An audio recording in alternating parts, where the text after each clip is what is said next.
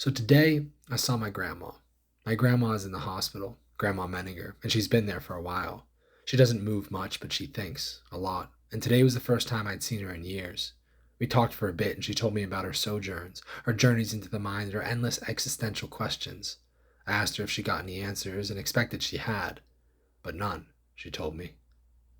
But they say it is better to have the question, for the answer sometimes changes, she said. But the question always remains the same.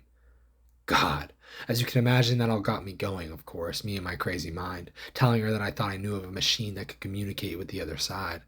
She smiled and oohed and awed at that one, and I nearly got carried away before stopping at reading emotion through language. Truth is, it was really nice and sweet and awesome talking to her. I asked if she watched the cars go by her window, wondering what I would think if I were watching them too. Anger, no doubt, the world moving by, but not her. Though that's not how she saw it. One must adapt, she would tell me. One must not have desires when one cannot execute them, she said. I thought the word execute sounded so professional, so serious. Spoken like a true sage. The existentiality of it all got me going, and at one point she asked me what I'd do when I got up to North that night to the motel. I imagined I'd arrive early and how depressed I'd be, and that I'd try to write, but I couldn't. Why can't you? She asked. And in one line I said something that I'd never said before, because it reminds me of the pain. Of the pain of losing your mind? She asked. I told her I'd lost it twice.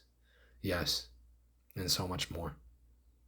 But 585 pages left untapped, and I know there are certain parts that are good. Hey, Grandma? Do you want me to read some? To read you some? I'd like that. Now, that's not exactly how the conversation went, but that's how I interpreted it. So I waited a beat and reiterated that it was a bit crazy, to which she said, if you want, and I got that she did too, so I got up, she asked where to, I told her to my laptop in the car, and off I went. What would I read her? I could think of one passage in particular, religion-based, but maybe that's not good to read, but then another, love. She might like to hear that. And what about the piece I read at that poetry reading? That's crazy, but good. I got back inside and sat down, opened up my laptop and sat it on my lap. What would you like to hear, Grandma?